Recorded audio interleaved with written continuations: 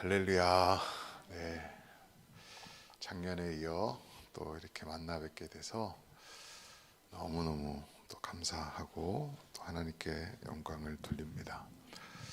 저번 여름에 8월 달에 우리가 창세기의 말씀을 갖고 한 권 전체를 좀 압축해서 우리가 하나님의 은혜를 나눴는데, 오늘은 출애굽기를 한 권 전체를 또 압축해서 우리가 은혜를 나누고자 합니다. 비행기를 타면 좌석이 조금씩 다른 거 아시죠? 그래서 이코노미석이 있고 또 비즈니스석이 있고 또 퍼스트 클래스가 있어요. 가격이 이코노미과 퍼스트 클래스는 한 3배 이상 차이 난다 그래요.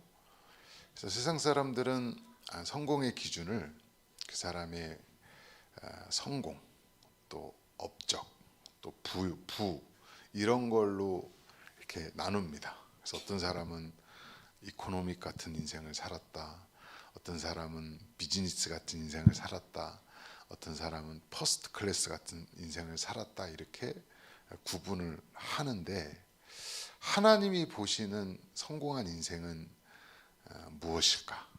우리는 이거를 출애굽기를 통해서 또 볼 수 있습니다. 출애굽기는 총 몇 장인 줄 아세요? 총 40장이에요. 40장인데 모세가 120년을 살았잖아요. 그래서 80년까지의 인생, 3분의 2의 인생은 굉장히 드라마틱하고, 우리 모세에 대한 영화, 뭐 이집트 왕자나 십계라는 영화를 보면 대부분의 내용의 분량이 그 앞부분 80세까지 얘기해요. 굉장히 드라마틱하고 화려한 그 격정적인 인생을 살았는데, 출애굽기 40장에서 그 80년의 인생은 딱 한 장 반 나옵니다. 뭐 애굽에서 있었던 일, 사람 죽인 일, 왕자로 태어났다가 나일강에서 공주한테 발견되고 막 그래서 미디안 광야로 쫓겨갔다가 가시떨기에서 주님을 만날 때까지 얘기는 2장이 안 돼요. 그리고 오늘 본문의 가시떨기 가운데서 하나님을 만난 이후의 삶이 한 38장 이상이 대부분이 그 내용이라는 거죠.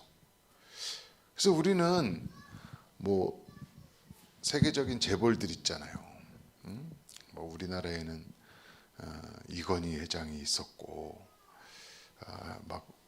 뭐 마이크로소프트 빌 게이츠도 있고, 막 그런 사람을, 굉장히 성공한 사람, 대단한 부를 이루거나 대단한 성공을 이루거나 대단한 업적을 이룬 사람을 최고의 인생이라고 생각하는데, 하나님은 그런 인생은 하나도 귀하게 여기지 않고 하나님을 만난 이후의 삶을 하나님은 카운트하신다는 거죠.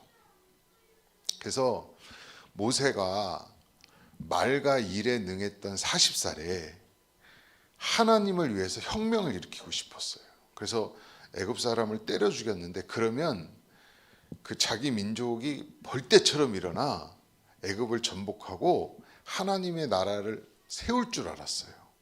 근데 그때 하나님이 모르는 척 하세요. 말과 일에 능했던 40살에는 자기의 방법과 자기의 시간대로 그 일을 하려고 하니까 하나님이 모르는 척 하시는 거예요.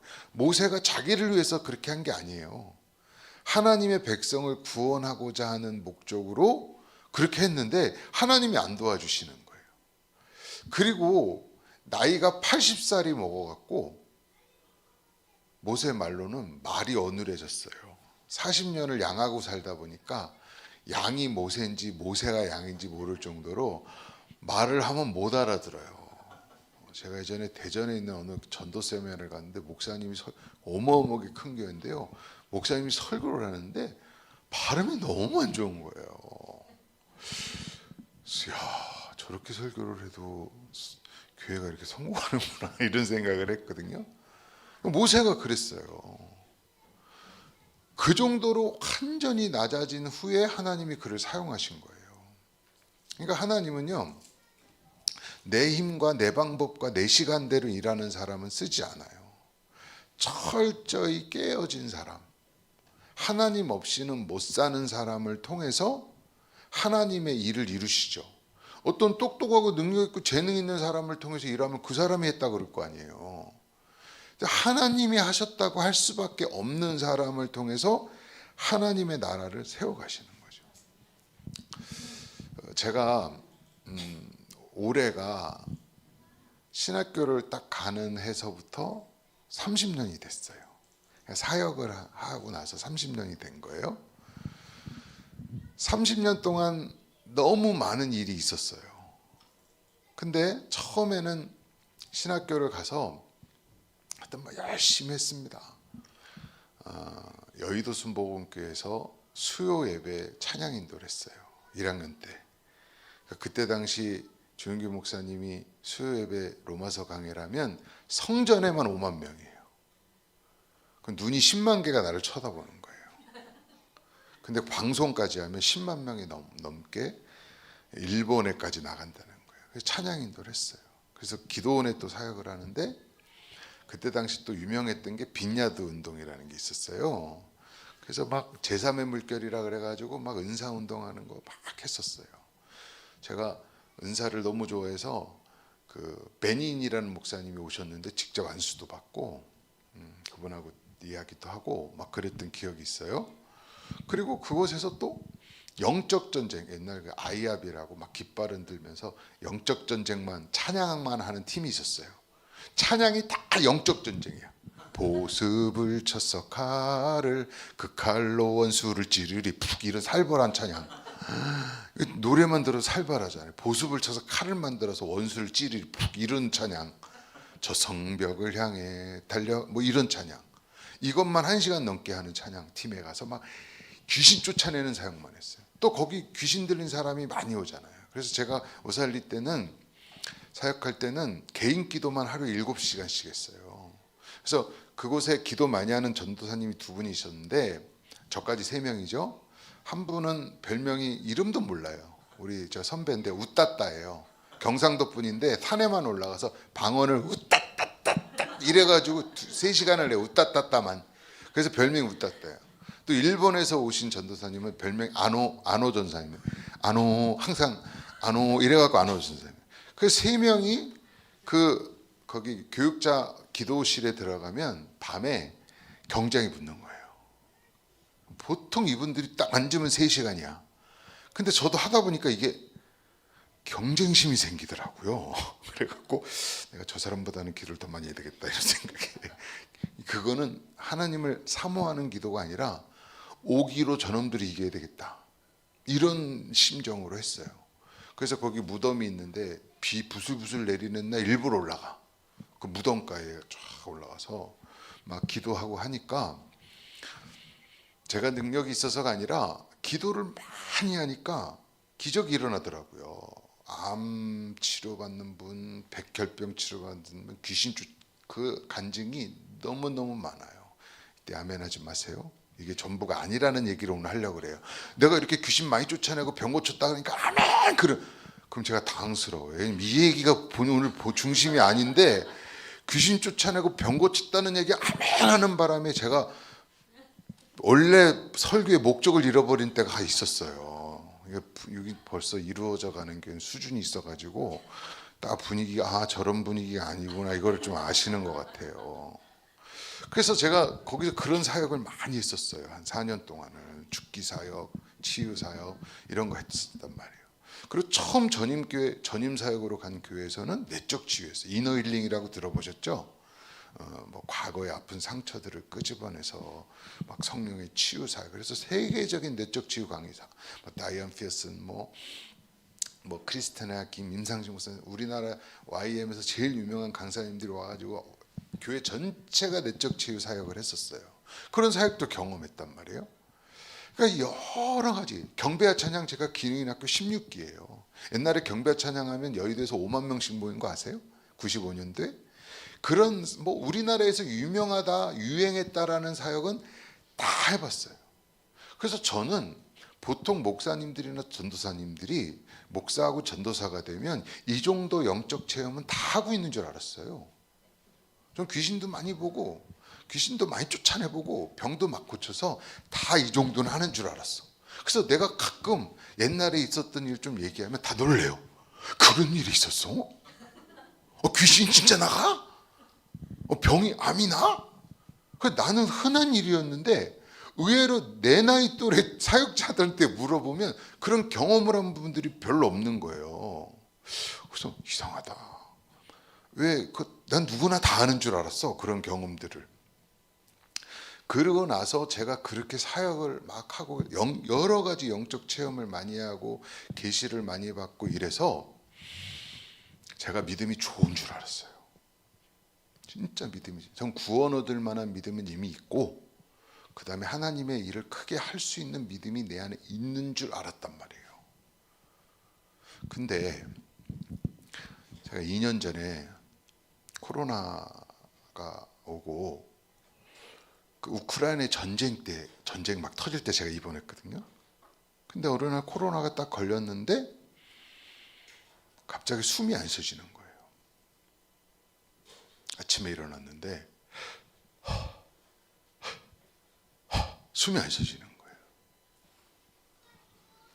근데 저는 그때 이때까지 한 번도 경험해 보지 못한 두려움이 제 안에 확 몰려오는 걸 봤어요. 그래서 저는 코로나 걸려서 숨이 막혀오는 게 놀란 게 아니라 그런 상황에서 두려워하는, 죽음에 대한 두려움을 갖는 내 모습에 놀랐어요. 이 정도 영적 체험을 많이 하고 하나님의 말씀을 많이 알면, 제가 코로나 터지기 전에 성경을 3년 동안 36번을 읽었어요. 한 달에 한 동씩 했어요. 하나님이 많은 계시를 주시더라고요. 영적 체험 나만큼 한 분 잘 못 봤어요. 귀신 쫓아내고 병 고치고 막 영적인 환상 이런 거 보고 귀신 사역하고 이런 거. 그 정도 되면 믿음이 있는 줄 알았는데 실제로 죽음이 순간이 딱 오는 순간 내 안에 세상에서 한 번도 겪어보지 못한 두려움이 있었다는 거죠. 여러분, 두려움은 두 가지가 있는데 하나님을 두려워하는 거, 세상을 두려워하는 게 있어요. 세상을 두려워하는 건 어떤 결과가 정죄를 받냐면 형벌이 따라요. 두려움에 형벌이 따른다 그랬어요. 그래서 계시록에 보면 지옥 가는 첫 번째 조건이 뭐예요? 두려워하는 자예요. 두려움에는 반드시 형벌이 따르는 거예요. 이거는 하나님을 두려워하는 게 아니라 내 안의 두려움, 그 실체에 제가 직면한 거예요. 병에 걸려서 숨이 막히는 게 저를 놀랍게 하는 게 아니라 그 상황에서 내 안에 알 수 없는 두려움이 있고 구원의 확신이 없다는 거에 대해서 제가 놀랐어요. 오늘 이 드라마 한 전도사님이 제가 사역할 때 중학생 제자였거든요. 근데 이분이 얼마 전에 목사님 비전이 뭐냐 그러는 거예요. 어떤 사역 하고 싶냐고 나한테 질문하더라고요. 그래서 제가 그랬어요. 내 비전은 구원받는 거다. 제가 그때 놀래서 그런 얘기를 한 거예요. 그래서 많은 사람들이 특히 요즘에 기독교 TV에서 간증을 하는 많은 유명인들이, 연예인들이 그런 얘기를 해요. 난 인격적으로 주님을 만났다고 얘기하는데 그 인격적으로 만났다라는 근거가 뭐냐면 영적인 체험을 했다는 거예요. 기도에 응답받았다라는 거예요. 몰랐던 하나님의 계시를 받았다는 거를 인격적으로 만났다고 생각하는 거죠. 그런 걸로 따지면 전 12번 더 구원받았어요. 그래서 성경은 구원을 쉽게 이야기하는 부분이 있어요. 분명히 우리 잘 아는 대로 요한복음 1장 12절에 보면 영접하는 자, 그 이름을 믿는 자들에게 하나님의 자녀가 되는 권세를 주셨다. 그래서 영접을 내가 하면, 주님 받아들입니다라고 얘기를 하면 구원을 받는다고 다 생각하시죠. 근데 13절에 보면 이런 말씀도 있어요. 혈통으로 하나 육적으로 하나 사람의 뜻으로 나지 않고 하나님께로부터 난 자예요. 이거는 근거가 내가 영접했다고 되는 게 아니라 거듭난 자, 하늘로부터 믿음이 온 자만이 영접할 수 있다는 얘기예요.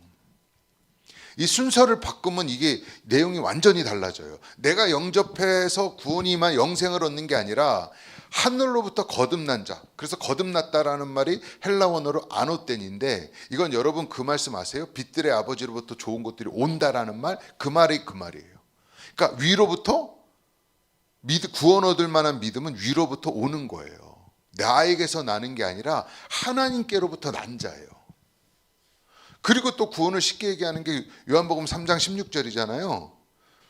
우리 막 엄청 많이 외웠잖아요. 하나님이 세상을 이처럼 사랑. 이거 노래도 주일학교 때 저도 목이 터져라 불렀던 기억이 있어요. 근데 이 구절도요, 물론 하나님 여러분 사랑하시죠.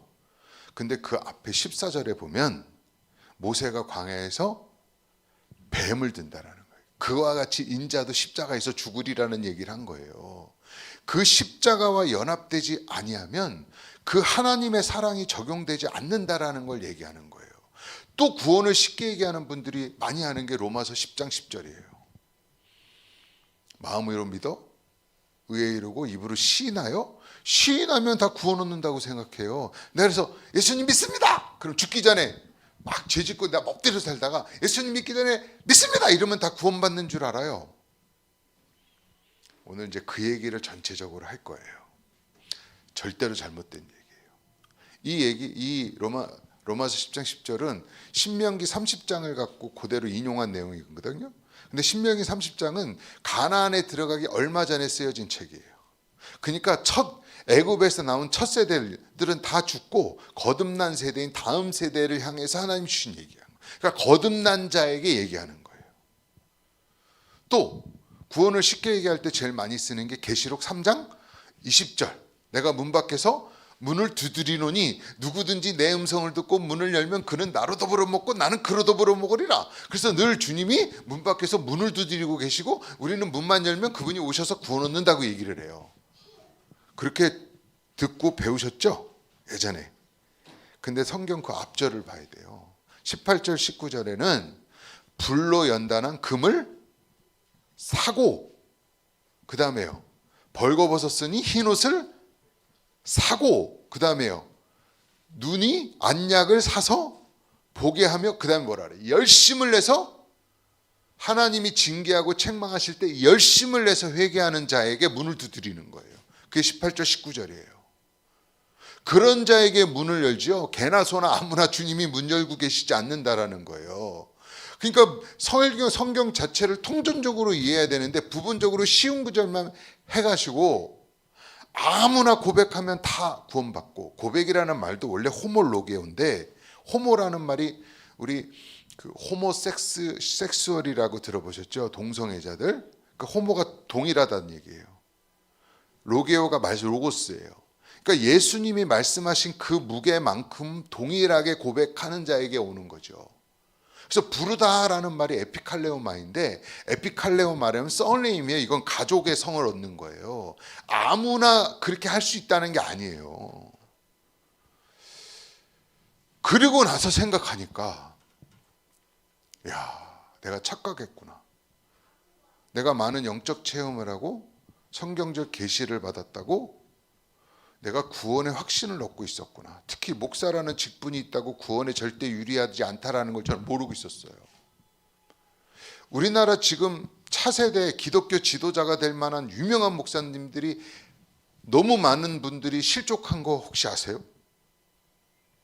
정말 유명한 목사님들, 설교 엄청 잘하고 막 뜨겁고 막 이런 분들이 최근 몇 년 사이에 한두 명이 아니에요.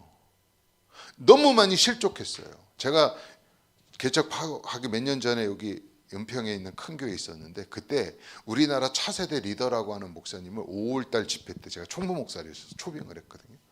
5월달 집회 왔는데 난 세상에서 그렇게 설교 잘하는 분 처음 봤어요. 설교만 잘하는 게 아니라 얼마나 불러불러 뜨거운지 설교를 그렇게 안 해요. 그냥 막 성도들이, 우리 교회 성도들이 은혜 엄청 받았어요. 근데 3월 달에 그 나쁜 짓을 한 거예요. 5월 달에 불렀는데, 그리고 7월에 드러난 거예요.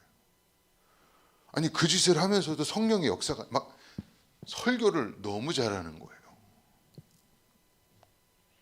그러니까 여러분, 그런 걸로 우리가 단순하게 사람을 평가할 수, 그럼 오늘 드라마 했지만 그 빌라도가 지금 빌라도 얘기입니까? 그렇게 생각하시면 오해하신 거예요? 사도행전 2장 36절에 베드로가 뭘 성령 받고 나서 무슨 설교를 해요?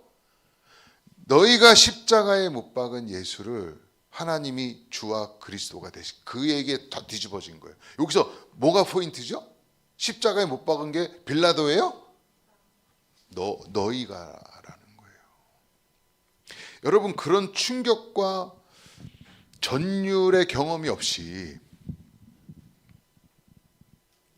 내가 예수님 믿습니다, 영접합니다, 하나님 날 사랑하시니까 나는 영생 얻습니다, 이렇게 생각하는 건 굉장히 위험하다라는 것을 출애굽기를 통해서 제가 여러분에게 알려드리는 거예요.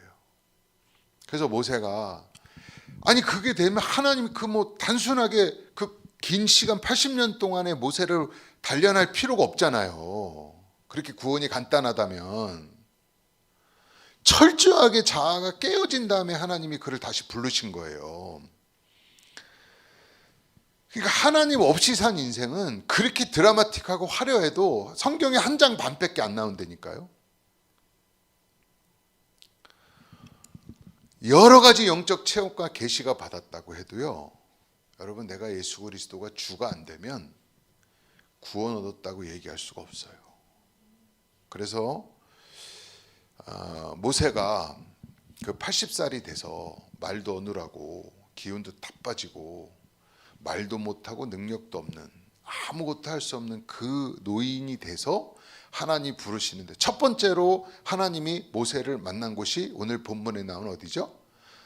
가시떨기, 떨기나무에서 만나세요. 이 떨기나무는 세나라고, 언어로는 세나라고 하는데 그 나무 자체에서 휘발성 기름이 나와요. 그래서 이건 불이 붙으면요 초계와 같이 불타버려요. 여러분, 우리 인생은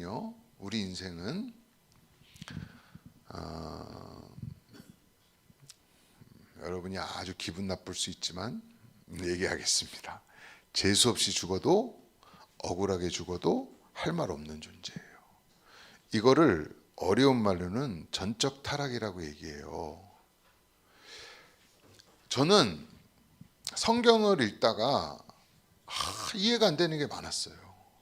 그 중에 하나가 뭐냐면, 예를 들어서 예수님 시대에 갈릴리에서 빌라도가, 오늘 빌라도가 그 빌라도예요. 그 빌라도가 갈릴리 사람들을 갖다가 죽여갖고 그 피로 제사를 드렸어요. 이거 사람 피로 제사를 드렸다라는 건 엽기적인 사건이죠.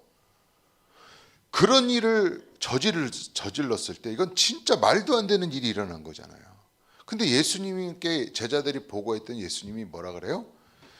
너희도 회개치 않으면 이와 같이 망하리라 그래요. 그리고 또 얘기를 해요. 실로암에서 망대가 무너져서 18명이 죽었다는 거예요. 그럼 어떡하냐, 조심해야지, 앞으로 망대가 안 무너지도록 좀 관리를 잘해라, 이렇게 얘기하시는 게 아니라 뭐라 그래요? 너희도 회개치 않으면 이와 같이 망하리라. 그러니까 이렇게 재수 없이 억울하게 죽어도 사람은 할 말 없는 존재라는 거예요.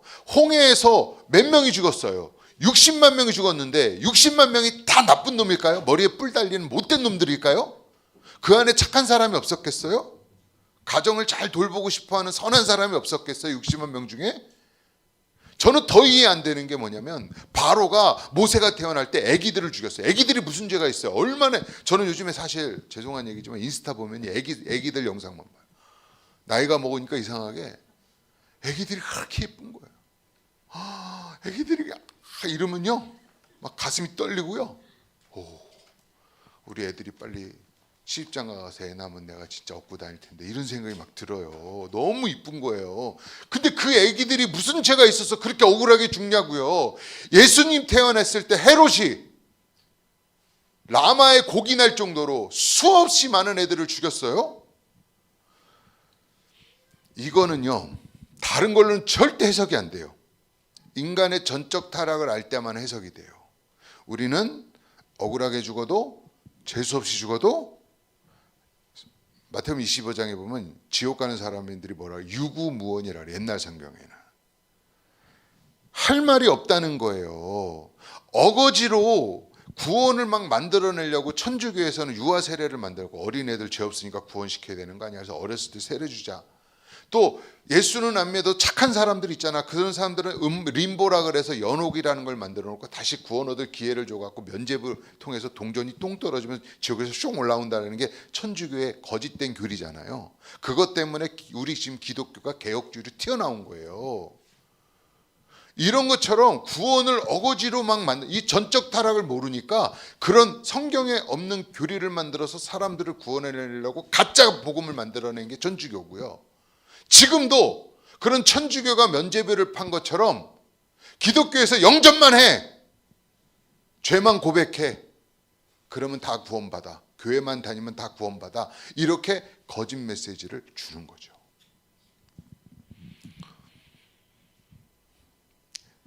여러분, 우리 안에 이런 우리는 불에 붙으면 다 타버릴 존재예요. 할 말 없는 존재예요. 근데 놀라운 은혜가 뭐예요? 불에 붙었는데 그게 안 타. 이게 누구를 얘기하는 거예요? 우리 얘기하는 거예요. 좀 모세 얘기라는 거예요.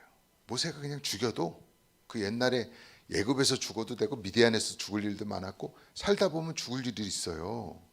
여러분, 운전하는데 상대편에서 100km로 나라고 내가 100km면 200km잖아요. 근데 이거와 나 경계선 노란 선택선밖에 없어요. 누가 하나 삐끗하면 그냥 가는 거예요. 제가 청년 때 우리 형이 공기총을 사가지고 장난으로 이게 총알이 들어가는 걸 모르고 야야야 그래서 땅 쏘았는데 총알이 여기 박힌 적이 있어요. 저도 죽을 일이 참 많았어요. 우리는 그렇게 죽어도 할 말 없는 존재인데 지금 이렇게 생명을 유지하고 호흡을 주시는 이유가 큰 은혜인 걸 믿으시기를 바랍니다. 이 기회를 잡으셔야 돼요. 우리는 불타서 죄가 돼도 할 말 없는데 지금 우리를 불이 붙었는데 살아가게끔 하나님이 인도해 주신 거예요. 그리고 그 연약한 모세에게 하나님이 처음 하신 일이 뭐냐면 두 가지를 하셨어요. 하나는 지팡이 던지라. 지팡이 던졌더니 어떻게 돼요? 뱀이 됐잖아요. 근데 뱀은 어디를 잡아야 돼요? 머리를 딱 잡아야 돼요. 그런데 뱀의 어디를 잡으라 그래요? 꼬리를 잡아야 돼요. 잡으라는 거예요. 말이 안 되는 거예요. 꼬리 잡으면 확 돌아와서 물어버려요. 이건 여러분, 지팡이는 사역에 필요한 도구예요. 우리가 사역하는데 필요한 것들 있잖아요. 지팡이로 홍해도 가르고 지팡이로 10가지 재앙도 다 내렸어요. 나에게 먹은 모세에게 꼭 필요한 도구예요. 근데 그 지팡이가 사역에 필요한 도구가 사탄이 될 수 있다는 걸 아셔야 돼요. 목회가 사탄이 된 사람들 많습니다. 목회하고 나서 자기 머리를 잡는 거예요. 자기가 하고 싶은 대로 하는 거예요. 그런 사람 하나님 버립니다. 목회를 성공해도 그 사람 버려져요. 여러분 돈 많이 벌 수 있어요? 돈 많이 벌고 그 좋은 지팡이잖아요. 근데 그것 때문에 사탄이 되는 경우들이 있어요. 하나님이 꼬리 잡으라면 꼬리 잡을 수 있는 순종이 없으면, 하나님이 사역에 필요한 도구가 사탄이 돼서 나중에 그것 때문에 멸망할 수가 있어요. 그리고 나서 하나님이 모세에게, 그럼 내가 바로한테 가면 뭐라 그럽니까? 하나님이 스스로의 이름을 알려줘요. I am that I am 그래요. 나는 나다. 나는 여호와다. 이 얘기를 하시는 거예요. 그러니까 여러분이 하나님의 이름 하나만 붙들고 바로 앞에 나아갈 정도의 신뢰가 있어야 돼요. 바로는 절대 이길 수 없는 대상이에요. 우리의 힘으로는 절대 이길 수 없는 대상. 성경에 보면 그런 사람들이 있어요. 야곱에게는 절대 이길 수 없는 대상이 에서나 라반이었거든요. 한 번도 이겨본 적이 없어요. 광야의 이스라엘은 아말렉이에요. 우리의 힘으로는 절대 이길 수 없는 대상, 그 노예로 있는 이스라엘에게 절대 이길 수 없는 대상이 바로였어요. 그런 대상이 있어요. 그런데 그런 대상 앞에 여호와 하나님 이름 하나만 붙들고 나아갈 수 있는 관계가 우리에게 필요하다라는 거예요. 그거는요, 철저하게 내가 떨기나무라는 걸 알 때만 가능합니다. 내 전적 타락, 나는 언제 죽어도 죽을 수밖에 없는 존재, 억울하게 죽어도 재수 없이 죽어도 할 말 없는 존재라는 걸 아는 자들만 그 세상에 가장 강력한 권세를 갖고 있는 바로 앞에 담대히 설 수 있는 거예요. 뭔가 내가 지킬 것이 있고요, 내가 누리고 싶은 게 있고요, 내 것이 있는 사람.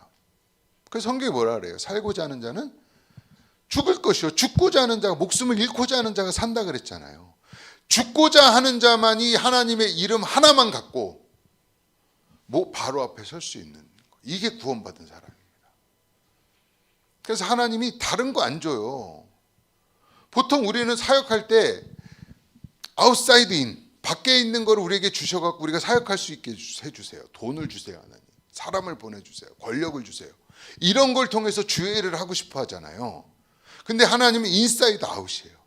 내가 변하면 그걸로 세상을 변화시킬 수 있다는 거예요. 그래서 예수님도 올라가실 때 가볍게 올라가셨잖아요. 어음이나 통장을 주시지 않고 구름 타고 가볍게 내가 세상 끝날 때까지 너희와 함께 있으리라.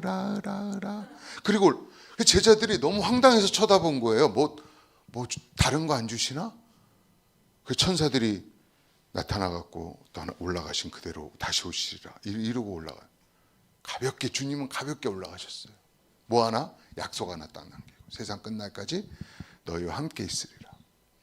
이거 하나만 갖고도 세상의 그 돈의 권력 앞에, 세상의 권세 앞에 전혀 기죽지 않는 그 사람을 통해서 하나님께서 구원의 역사를 이루어 가시는 걸 믿으시기를 바랍니다. 여러분 어떠세요? 통장에 돈만 떨어져도 막 가슴이 벌렁벌렁거리고 누구한테 안 좋은 얘기만 들어도 밤에 잠 못 자고, 그게요, 가만히 한번 손을 얹고 생각해 보세요. 내가 하나님을 두려워하는지 세상을 두려워하는지 그런 걸로 점검을 해보실 수 있어야 돼요. 두 번째로 하나님이 모세를 만나신 곳이 어디예요? 시내산이에요. 시내산은 그러니까 장소는 한 곳인데 이름이 두 가지가 있어요. 하나는 시내산, 빛나다는 뜻이고 하나는 호렙산이에요. 같은 산이에요. 근데 호렙은 건조하다는 뜻이고 실제로 돌산이고 나무도 없고 풀도 없어요. 메마른 산이에요. 근데 그곳에 언약이 내려갔고 뭐가 됐어요? 빛나는 산이 됐어요. 언약은 아무나 맺을 수 없는 거 아시죠? 어린아이들하고 결혼 못 하잖아요. 왜? 약속을 지킬 수 있는 책임감이 없어요. 이거는 전부가 안 된 사람에게는 언약을 맺을 수가 없는 거예요. 그래서 사기꾼을 뭐라 그래요? 나는 반심을 주고 상대방에는 전심을 받는 게 사기꾼이잖아요. 사기꾼도 아무것도 안 주진 않아요. 떡밥을 날려요. 그래서 나는 조금 주고 저놈한테 왕창 받는 게 사기꾼이에요. 근데 대부분의 신앙생활을 사람들이 그렇게 하죠. 하나님한테는 조금만 주고, 그러니까 10의 1조를 드릴 테니까 9조를 주시오. 다 이런 생각으로 드리는 경우들도 있잖아요. 이게 뭐냐면 사기꾼이에요. 그래서 전심은 뭘로 받아야 돼요? 전심으로. 존재는요, 존재로. 생명은 생명으로 받는 거예요. 주님이 아들을 주셨으면 나도 생명을 드리는 거예요. 나는 반심을 주고 저분한테 전심을 받겠다 그러는 사람에게는 하나님이 언약을 줄 수 없는 거예요. 그래서 시내산에서 언약을 줄 때 하나님이 막 불이 막 타고 구름이 임하면서 아무도 올라오지 못하겠어요. 모세도 심히 두렵고 떨었어요. 그 앞에서는. 그래서 그 유명한 얘기 있잖아요. 너희가 돌파하면 내가 돌격하겠다. 블랙 스루 하면 블랙 폴스 하겠다. 이 얘기는 너희가 쳐들어오면 죽여버리겠다는 얘기예요. 동물도 올라오지 말라는 거예요. 시내산은 두려운 장소예요. 근데 두려운 시내산이 없으면 은혜로운 시온산은 만날 수 없어요. 왜 지금 이렇게 기독교가 혼란스럽고 부패하고 자정 능력을 잃었냐? 사랑의 하나님만을 강조해서 그런 거예요. 사랑의 하나님만을 강조해서. 물론 사랑이신 거 맞아요. 근데 그거는 복음을 반만하는 거예요. 여러분, 하나님은 사랑이지만 의로우신 분도 하나님인 걸 믿으시기를 바랍니다. 그래서 먼저는 두려운 시내산의 하나님을 만나야지 은혜로운 시온산을 만날 수 있어요. 그래서 잠언서 1장 7절에 뭐라 했어요? 여호와를 경외하는 것이 지식의 근본이라고 했는데 영어 성경 원어에서는 fear of the Lord예요. 주님을 두려워하라는 게 이게 beginning of knowledge.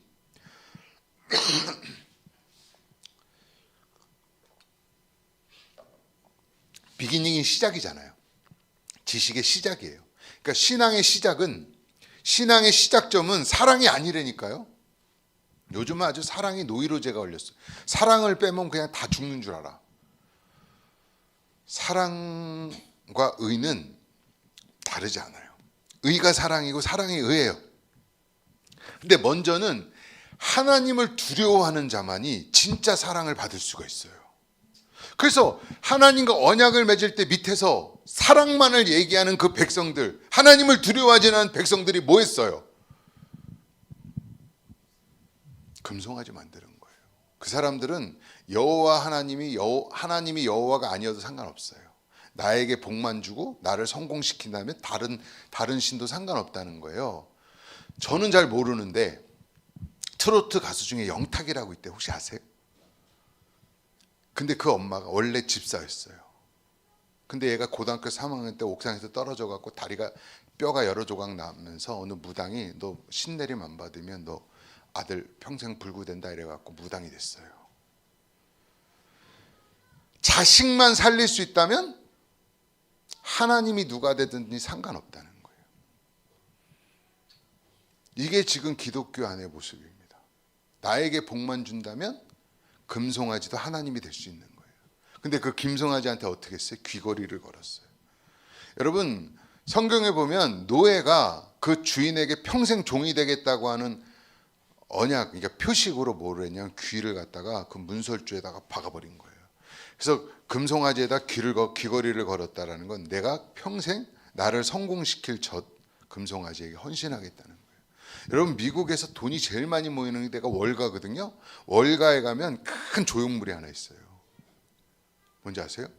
어마어마하게 큰 황소가 이렇게 서 있는 거예요. 돈을 상징하는 그 권세가 바로 황소예요. 그래서 계시록에 보면 자아를 상징하는 음녀가 나오고요, 물질을 상징하는 짐승이 나와요. 자아를 추구하는 음녀, 여러분 자아를 추구하면 어쩔 수 없이 음란해집니다. 나의 행복만을 추구하니까. 또 물질을 추구하면 그게 짐승이에요. 근데 이 두 개가 막판에 싸워요. 누가 이기는지 아세요? 계시록 17장 16절에 보니까 음녀와 짐승이 싸우면 누가 이길까? 짐승이 이깁니다. 짐승은 아까 누굴 얘기한다? 물질을 얘기하는 거예요. 그래서 13장에 뭐라 그래요? 짐승의 표를 세워봐라. 666이니 이 표를 이마에 손이나 손에 받지 않으면 어떻게 된다? 매매가 안 돼. 이거 경제를 잡고 있는 거예요. 이만큼 강력해요. 이 물질이 이 금송아지에다가 내 귀를 받고 거기다 헌신된 크리스찬들이 너무너무 많다는 거예요. 여러분, 내가 전심으로 호렙산에서 하나님 앞에 두려움으로 나가지 않으면요, 결국 우리는 하나님을 그냥 잡신으로 만들어버리고 귀신한테 마지막에 다 미혹될 수밖에 없다는 거예요. 그래서 언약은 하나님이 아무나 맺지 않습니다. 아까도 얘기했죠. 전심은 뭘로 받는다? 전심으로. 존재는 뭘로 받는다? 존재로. 생명은 뭘로 받는다? 생명으로. 그 값어치 만큼의 헌신이 있을 때, 회개가 있을 때 하나님 역사를 일으키는 거예요. 그래서 누가복음에 보면은 그런 말씀이 있어요. 너희들이 망대를 세우는데 비용을 계산하지 않겠냐? 비용을 계산하지 않고 망대를 세우다가 기초만 세우고 못 세우면 사람들의 비웃음거리가 된다는 말씀이 있어요. 바로 이어서 전쟁에 나갈 때 사람 수를 계수하지 않는 사람이 있냐? 사람 수를 계수하지 계수하면 우리가 도저히 못 이기겠다고 계산했다면 어떻게 하라고? 화친이라도 맺으라는 거예요. 그 얘기는 뭐예요? 대차대조를 하라는 거예요. 너희가 받은 구원이 어떤 대가 지불을 통해서 얻어졌는지를 알면 내 삶을 어떻게 살았는지를 결정한다는 거예요. 그러니까 내가 너희가 죽인 십자가에, 내가 십자가에 죽인 예수를 하나님이 주와 그리스도가 되시는 걸 알았다면, 내가 오늘 빌라도의 이런 고백을 알았다면, 그 어마어마한 내 죄와 그 어마어마한 큰 사랑에 대차대조를 하다 보면 내 삶의 지향점이 당연히 바뀐다라는 거죠. 그리고 세 번째 만나주신 곳이 어디예요? 성막이에요. 성막은 하나님의 인격의 본성과 본질을 드러내셨어요. 그래서 성막은 처음에는 양의 문이 있어요. 양의 문은 성막 전체 몇 개일까요? 양의 문은 하나입니다. 이 얘기는 구원은 길이 하나밖에 없다는 거예요. 그리고 번제단이 있고, 그리고 성막 안으로 들어가면 왼쪽에는 촛대가 있고 오른쪽에는 진설병 떡상이 있고 앞에는 향단이 있고 그 다음에 뭐가 있어요? 휘장이 쳐져 있는데 그 들어가면 법궤가 있고 법궤 뚜껑을 뭐라 그래요? 시은자라 그래요. 은혜를 베푸는 장소예요. 되게 복잡하죠? 과정이. 근데 중요한 거는 뭐냐면 반드시 번제단에서 제물을 잡아야 돼요. 제물은 양이나 소를 갖고 와야 되는데 그거를 누가 사갖고 끌고 와야 될까요? 제사장이요? 아니요. 죄진 사람이 갖고 와야 돼요. 그러면 그거를 누가 죽여야 될까요? 죽이는 것도 본인이 해야 돼요. 많은 사람이 제사장이 대신 죽여주는 줄 알아요. 안 그래요. 레위기 1장에 보면 자세히 나오는데 물론 제사장이 죽이는 일이 있어요. 근데 그건 자기 죄 때문에 제사장이 죽일 때만 자기가 잡아요. 나머지는 죄 지은 사람이 소도 양도 사가지고 끌고 와가지고 그거를 죽이는 일도 내가 해야 돼요. 근데 그 짐승을 죽이는 세 가지 방법이 있어요. 첫째는 정수리를 찍어야 되는데요. 정수리를 한 방에 빡 찍어갖고 죽이는 일이 쉽지가 않다는 거예요. 우리같이 한 번도 안 찍어본 사람들은요, 정수리를 정확하게 도끼나 칼로 찔러갖고 한 번에 죽이지 못한다. 그러니까 몇 번, 6, 7번을 막 어떤 사람은 10번을 찍는다는 거예요. 찍다 보면 그 짐승이 피가 터지면서 울부짖으면서 고통스럽잖아요. 이 고통스러운 과정을 겪어야 된다는 거예요. 두 번째 방법이 심장을 찔러야 되는데 심장에서 한 번에 꽉 찔려갖고 심장이 멈추는 곳이 우표만 하대요. 그래서 웬만한 사람 전문가가 아니고는 그 심장을 정확하게 찌르지 못한다는 거예요. 그래서 그걸 7번, 8번을 찔르는 거예요. 꼬챙이로. 찔르다 보면 양이 가만히 있겠어요? 소가 가만히 있겠어요? 그 정도로 제물을 바치기가 쉽지가 않아요. 세 번째가 경동맥을 자르는 거예요. 저희 집에서 옛날에 사슴을 잡아가지고 제가 어렸을 때 피가 막 벌컥벌컥 쏟아져. 야, 그게 무섭더라고요. 살아있는 동물에게서 이 경동맥에서 피가 심장이 뛸 때마다 벌컥벌컥 나오는 그 장면을 제가 아직도 기억하고 있어요.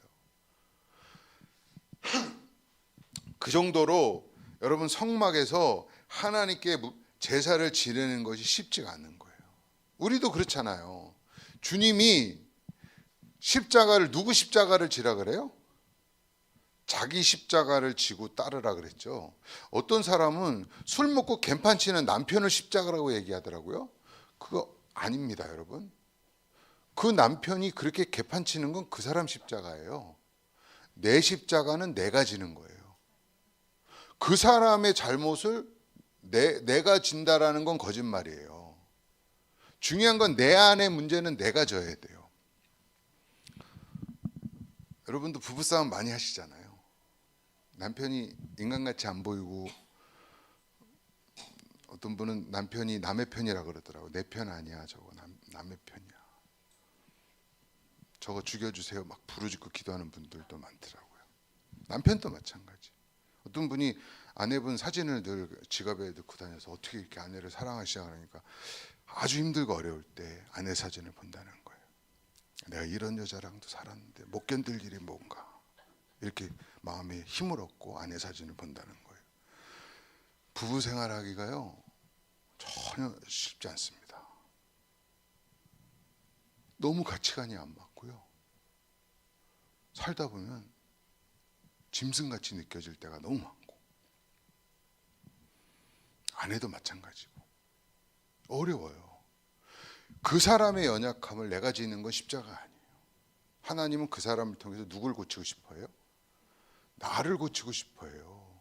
하나님이 한 번도 에서를 바꿔보려고 한 적이 없어요. 에서라는 이길 수 없는 상대를 통해서 야곱을 변화시키기 원한 거예요. 그러니까 여러분, 개판치는 남편을 십자가라고 어디 가서 얘기해요. 그럼 무식하다고 얘기를 듣는 거예요. 진짜 십자가는 내 안의 연약함을 발견할 수 있어요. 그 사람 때문에. 누구의 연약함을 발견해야 돼요? 저놈이 나쁜 놈이 아니라 그 나쁜 놈을, 여러분 좋은 사람만 있어 보세요. 여기 이렇게 좋은 사람만 있으면 나도 괜찮은 사람처럼 느껴져요. 평생 내 안에 죄성을 발견 못하고 지옥 가는 사람들 많아요.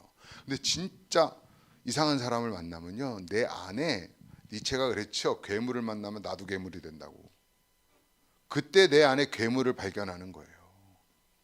근데 그 발견이 있어야지만, 그래서 하나님이 다윗에게는 사울 같은 자를 붙이는 거죠. 모세에게는 바로 같은 사람을 붙이는 거고, 야곱에게는 에서 같은 사람을 붙여가지고요, 내 안의 죄성을 드러내게 해서 내 십자가는 누가 진다? 내가 짓는 거예요. 이 말이 많은 부분들의 오해가 있지만 제가 오늘 분명히 말씀드릴 수 있는 거는, 여러분, 구원은, 한번 따라할게요. 출애굽이 아니라 가나안이다. 이건 내 얘기가 아니라 성경이 그렇게 증거해요. 히브리서 4장 1절 3절에 그러므로 우리는 두려워할지니, 뭐 하라고요? 두려워하래요. 하나님은 두려워해야 돼요. 그의 안식에 들어갈 약속이 남아 있을지라도 너희 중에는 혹 이르지 못할 자가 있을까 함이라. 안식의 약속이 있어도 너희 중에 들어가지 못할 자가 있다라는 거예요. 그들과 같이 우리도 복음 전함을 받은 자이나, 복음 전함을 받았어요. 들은 바 그 말씀이 그들에게 유익이 되지 못한 것은 듣는 자가 믿음과 결부시키지 아니함이라.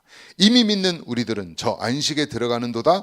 그가 말씀하신 바와 같으니 내가 노하여 맹세한 바와 같이 그들이 내 안식에 들어오지 못하리라 하셨다 하였으나 세상을 창조할 때부터 그 일이 이루어졌느니라. 안식에 대한 약속이 있어도, 출애굽은 했는데도, 물리적인 바로에서 탈출은 했는데 내면의 바로 때문에 가나안까지 못 가고, 약속은 받았지만 광야에서 대부분이 다 죽었다는 얘기예요. 그 얘기는 뭐죠? 죄는 피로 씻지만 자아는 십자가가 처리해야 돼요. 여러분, 피를 얻기 위해서는 양을 죽여야 되잖아요. 그래서 피를 적용하기 전에 떡을 적용해야 돼요. 성찬도 두 가지가 있잖아요. 근데 많은 사람이 피만을 고백해요. 물론 피가 중요해요. 근데 그거는 결과예요. 그거는 양을 잡은 결과로 얻어지는 거예요. 그러니까 내가 자아가 안 죽으면 피로 죄 용서가 적용이 안 돼요. 잠깐은 효과가 있어도. 그러니까 이 사람들이 어린 양의 피로 애굽에서 탈출했지만 자아, 이 죽으심에 연합되지 않았기 때문에 광야에서 다 죽은 거예요. 이거는 되게 중요한 얘기입니다. 많은 사람들이 입술로 난 예수님의 피를 믿으니까 죄사함을 받았어요 이렇게 고백하는데, 예수님과 죽으심에 연합한 적은 한 번도 없어. 여러분, 이제 이번 주가 부활절이지만 부활은요, 예수님의 죽으심에 연합한 자가 오는 거예요. 그래서 마태복음 24장의 왕의 잔치에서도 뭐라 그랬어요? 청함을 받은 자는 많지만 뭐한 자는 없다고요? 택한 받은 자는 적다 그랬어요. 초청은 받을 수 있어요. 교회로 다 올 수 있어요. 세상에서 빠져나와서 교회를 다닐 수는 있지만 택함을 받지 못한 그 특징이 뭐죠? 예복을 입지 않았어요. 예복을 입지 않아서 잔치에는 초청받았지만 구원 얻지 못하고 다 쫓겨났다라는 거예요. 세상에서 제일 억울한 사람이 교회 다니고 지옥 가는 사람들이에요. 한 번도 예수님이 주가 돼본 경험이 없이 살다가 내가 구원받았다라는 착각 속에 살다가 멸망할 수가 있다는 거예요. 그래서 히브리서 3장 9절에도 그러므로 성령이 이르신 바와 같이 오늘 너희가 그의 음성을 듣거든, 보세요, 광야에서 시험하던 날에 거역하던 것 같이 너희 마음을 완고하게 하지 말라는 거예요. 또 히브리서 3장 12절 형제들아 너희는 삼가 혹 너희 중에 누가 믿지 아니하는 악한 마음을 품고 살아계신 하나님께 떨어질까 조심할 것이라 그랬어요. 매일매일이 기적이었어요. 홍해 갈라지는 게 뭐 작은 기적인가요? 그리고 광야에 들어오는 순간부터 하늘에서 매일매일 만나가 떨어져요. 신발이 닳지 않고 옷이 헤어지지 않아요. 낮에 더우면 구름으로 에어컨디션을 쫙 보내 시원하게 해주고, 밤에 추우면 히터를, 불기둥으로 히터를 틀어주셔서 뜨끈뜨끈하게 해주시고, 고기 먹고 싶다면 고기 주시고, 목마르다면 반석을 깨뜨려서 물을 콱콱 쏟아주시는 거예요. 그거를 맨날 만나를 먹으면서 하나님 원망한 게 이스라엘 백성이에요. 매일매일의 기적을 체험하지만 여러분, 구원받은 사람들이 적다라는 게 우리의 충격이에요. 이거는 구원이 죄의 문제가 아니라 뭐의 문제라는 거예요? 자아의 문제라는 거예요. 자아.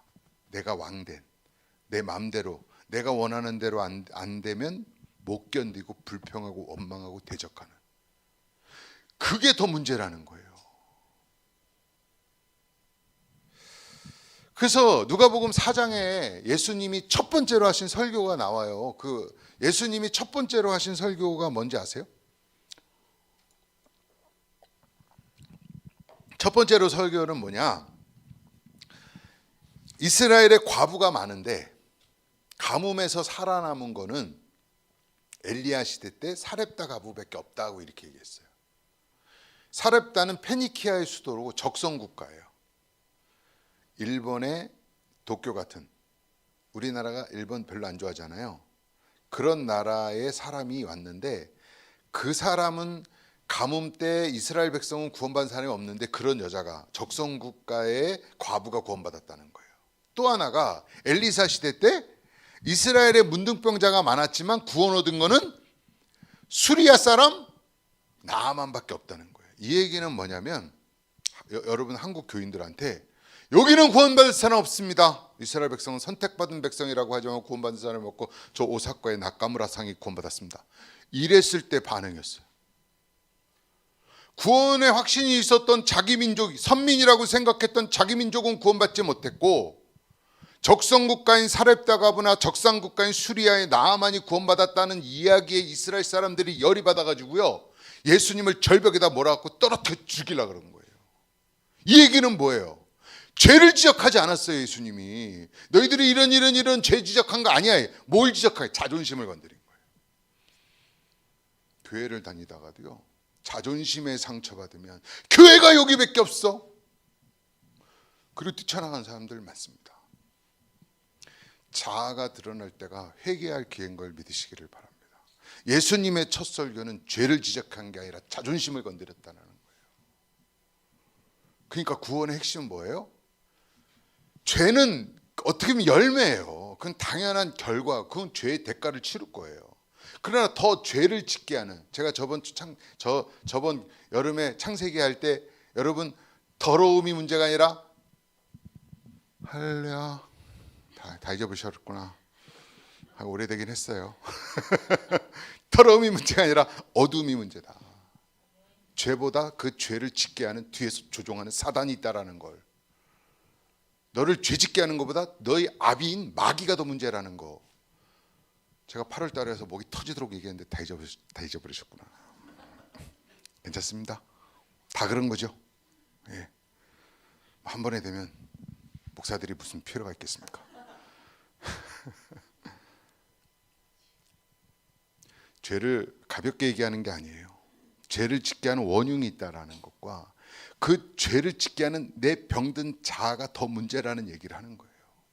드러난 죄보다 내가 왕이 돼서 내 마음대로 하고 싶어하는, 내 마음대로 안 되면 못 견뎌고 하는 그 병든 자아가 구원의 더 본질적인 문제라는 얘기를 하는 거예요.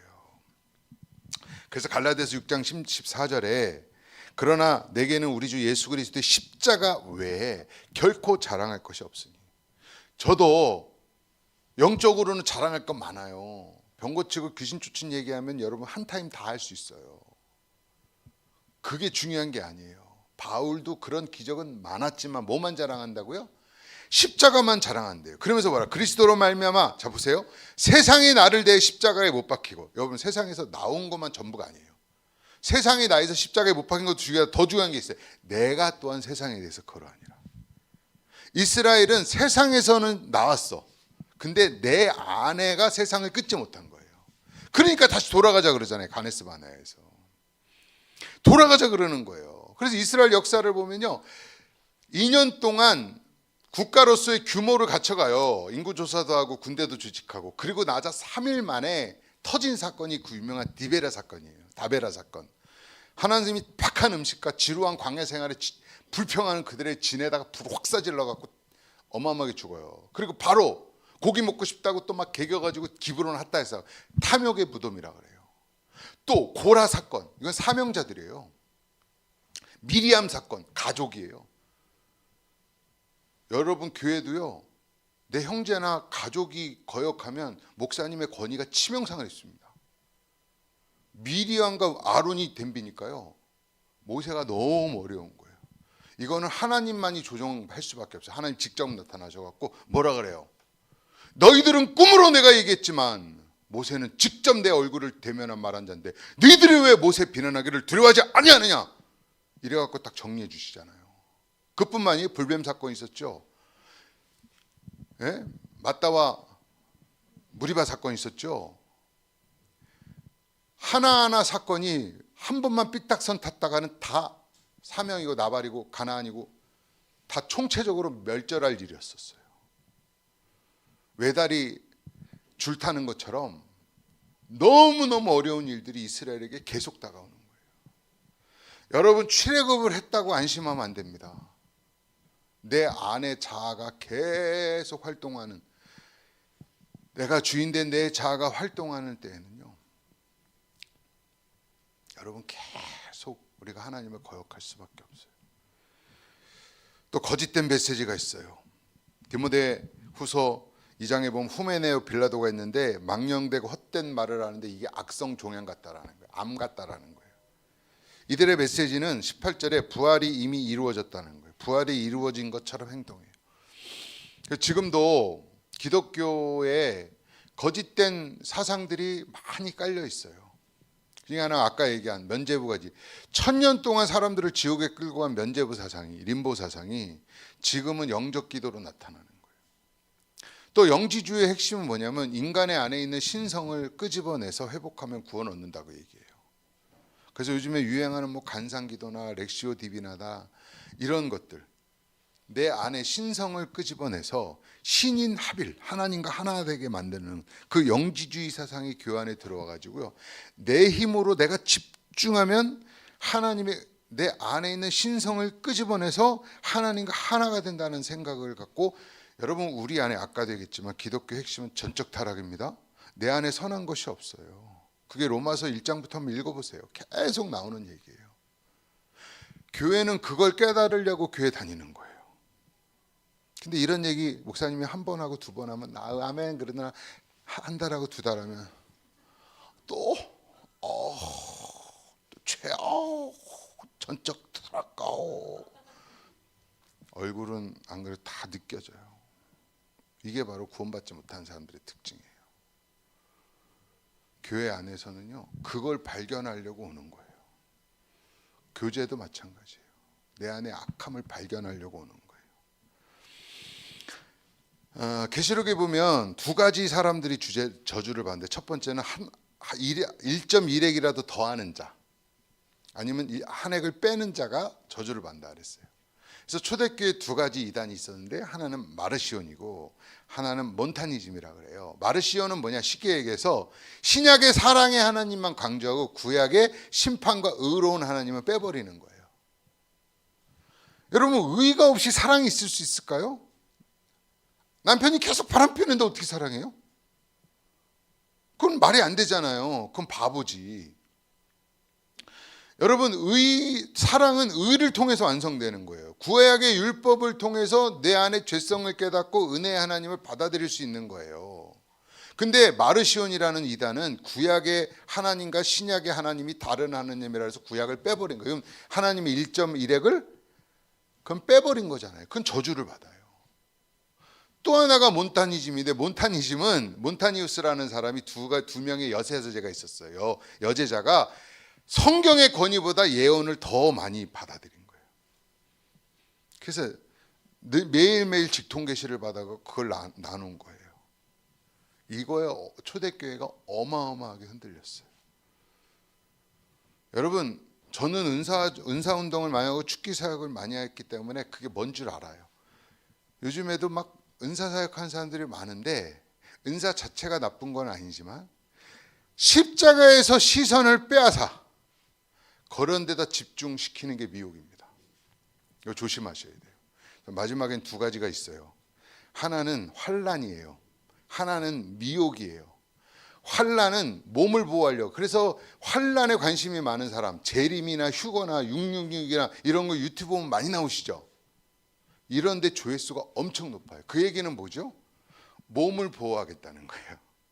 근데 이것도 거기에 너무 집중하면 이것도 위험해요. 또 하나가 미혹인데, 이게 아까 여러분 이런 이단들이 십자가에서 관심을, 이건 혼이 무너지는 거, 이건 구원에 직접적인 타격을 미칠 수 있어요. 그래서 환난도 조심해야 되지만 더 위험한 게 미혹이에요. 십자가에서 눈을 떠르키게 하는 거. 할머니가 요즘 사과 비싼데 사과를 갖다 주셨어요. 진짜 제대로 된 손자는 어떻게 해야 돼요? 사과의 맛에 빠져갖고 그걸 갖다 주신 할머니를 잊어버리면 안 되잖아요. 정상적인 사람은 어때요? 사과보다는 그 사과를 주신 할머니한테 관심을 갖죠. 그래서 여기 10명의 문둥병자가 고침을 받아도요, 9명은 고침만 받고 다 떠났어요. 지옥 간다는 얘기죠. 체험 많이 하고 지옥 갈 수 있습니다. 응답받고 지옥 갈 수 있어요. 그러나 저 응답을 주신, 그 응답보다는 응답을 주신 그분한테 관심을 가져야죠. 그게 구원받는 사람들의 특징이에요.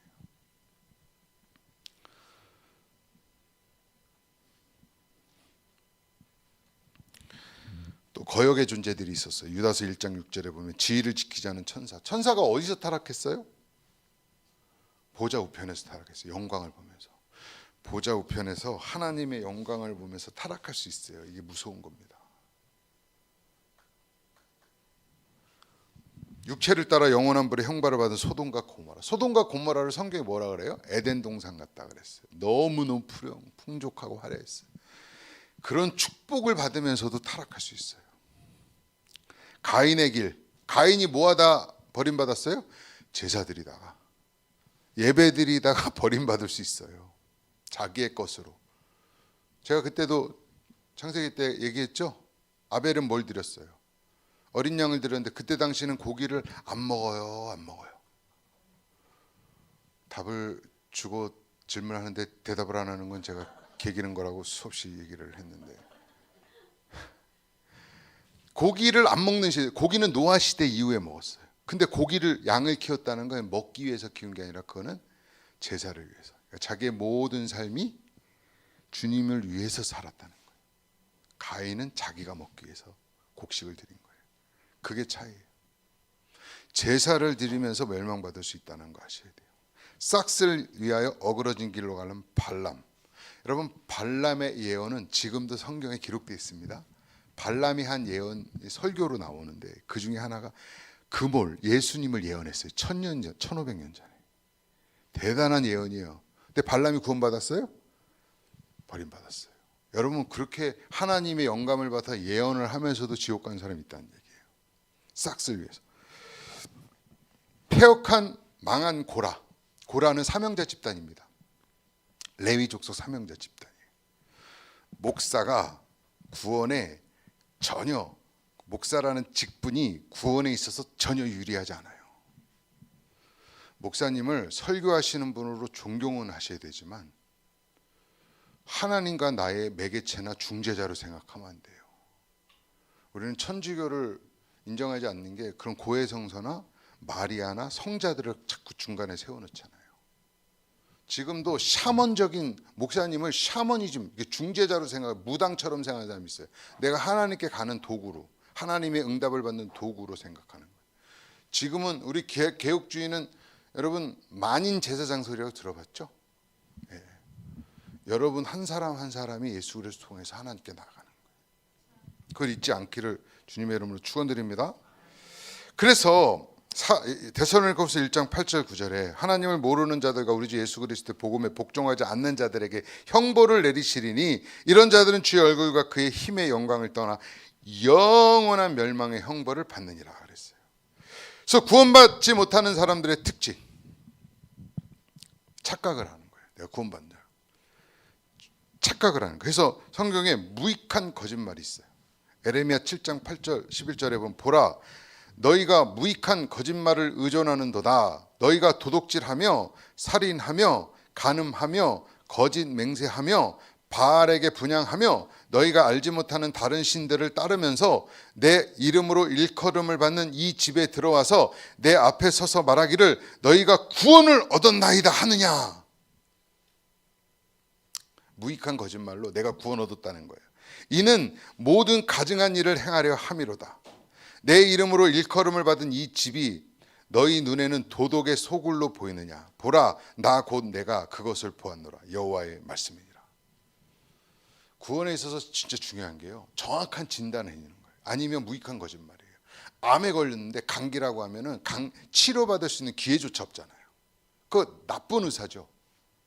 목사가 이 사람 지옥 갈 운명인데 자꾸 구원받았다고 얘기하면 그거 악한 목사죠. 똑같아요. 에레미야 7장 8절에 무익한 거짓말이 있는데 죄를 지면서 나는 내 집에 들어와서 나는 구원 얻었다고 하면서 내 집을 뭘로 만들어요? 도적의 소굴. 그냥 동굴도 도적의 소굴로 만들면 정죄받을지인데 하나님의 집을 도적의 소굴로 예수님이 이걸 인용하신 거 아시죠? 내 집을 강도의 구렬로 만든다 그러고.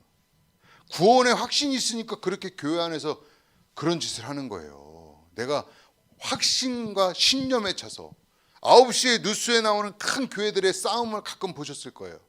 그 사람들 다 신념을 갖고 싸웁니다. 내가 옳다고 얘기하면서 막 교회 안에서 싸워요. 다 지옥 갑니다. 그래서 플라시보라는 책이 있어요. 기독교 책. 플라시보가 뭐예요?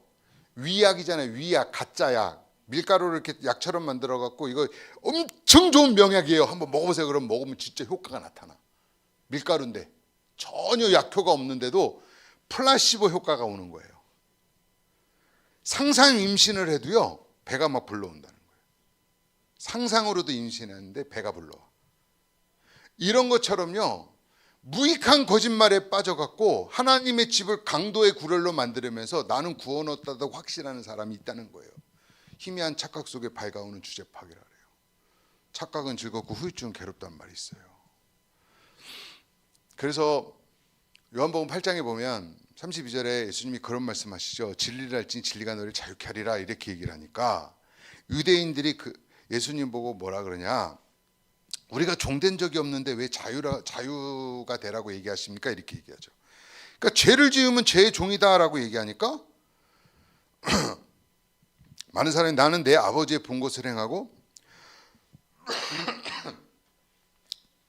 예수님이 나는 내 아버지께서 본 것을 행하고 너희는 너희 아버지께 들은 걸 행하라, 그렇게 얘기해요. 그러니까 유대인들이 뭐라 그래요? 우리는 아브라함의 자손인데요, 우리 아버지가 아브라함인데요, 그랬어요. 그러니까 다 자기는 아브라함의 자손이라고 생각하고 있었죠. 희미한 착각에 빠진 거죠. 그때 예수님이 뭐라 그래요? 네 아비가 마귀라는 거예요. 예수님은 이렇게 돌려서 얘기하지 않았어요. 그게 가끔 우리를 힘들게 하긴 해요. 네 아비가, 제가 여러분 눈을 똑바로 쳐다보면서 네 아비가 마귀야 이러면 다음 주에 안 나오시는데 나는 확신했어, 아브라함의 자손이라고. 그런데 예수님의 반응은 전혀 달랐다라는 거예요. 이렇게 착각하게 된 원인이 뭘까요? 원인은 자기의가 있어요. 이사야 63장에 보면 자기의는 더러운 걸레 같다 그랬어요. 자기의는, 내가 이루는 의는 더러운 걸레 같다라는 거예요. 그래서 아까도 얘기했지만 많은 사람들이 예수님이 문 밖에서 문을 두드리면, 누구든지 문만 열면 나는 그로도 벌어먹고 그는 나로도 벌어먹고 구원을 쉽게 얘기하지만 실제로는 앞에서 대가지불이 필요하다는 거예요. 그게 뭐죠?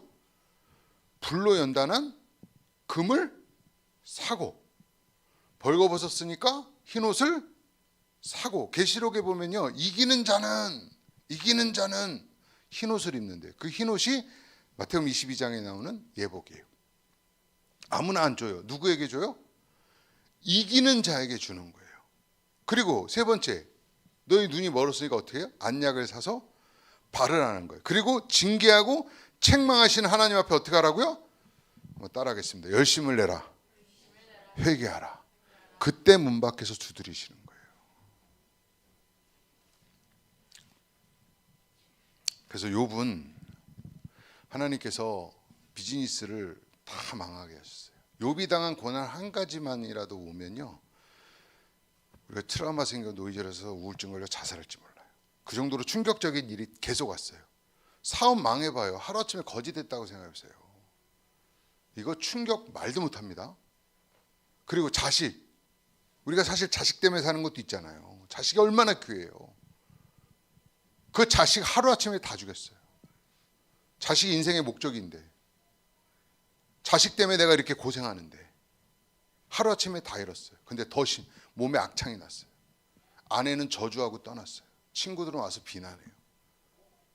이런 끔찍한 상황에서 욥의 친구들은 뭐라 해요? 욥이 하나님보다 자기가 더 의롭다고 얘기하는 거예요. 욥이 막 욥기 1장부터 38장까지의 내용이 다 그 친구들하고 변론한 거예요. 네가 의롭니 내가 의롭니, 네가 불의하니 내가 불의하니 싸운 거예요. 그때 하나님이 나타나셔서 중재하실 때 다른 얘기를 안 하시고 두 가지 생물을 보여주시는 거예요. 하나는 40장에 나오는 베헤못, 옛날에는 하마라고 나왔는데 잘못된 번역이죠. 지금 베헤못이라 그래요. 얼마나 큰 괴물인지요. 산보다 더 커가지고 홍수가 나는데 유유자적해.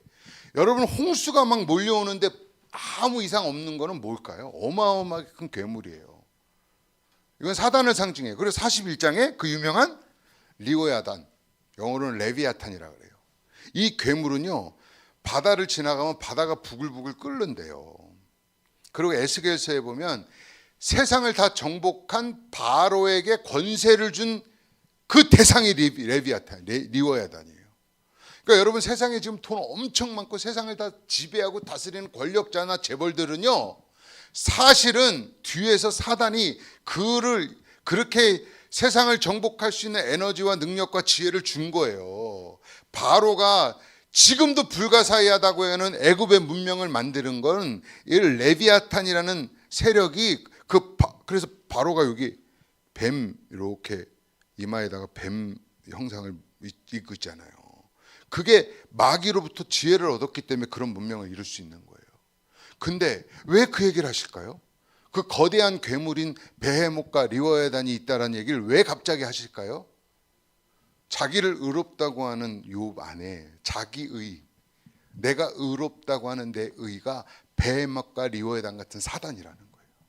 너는 드러난 죄는 지지 않았지만 내 의를 나타내는 그게 바로 베헤못과 리오야단 같은 사단의 형상이라는 거예요. 그래서 욥기 40장 6절 8절에 그때 여호와께서 폭풍 가운데 나타나서, 예수님이 위로하지 않으세요. 그 고통을 받았는데, 아니 하나님이 위로하지 않으세요. 그리고 뭐라 그래요? 대장부처럼 허리를 묶고 내게 묻겠으니 내게 대답할지라. 여기 중요하세요. 내가 내 공의를 부인하려느냐, 내 의를 세우려고 나를 악하다 하느냐. 네 의를 세운다 그러잖아요. 이 욥이 자기 의를 세웠다는 거예요. 이게 바로 베헤못과 리오야단을 상징하는 사단의 세력이라는 거예요. 이런 사람은요, 착각을 하는 거예요.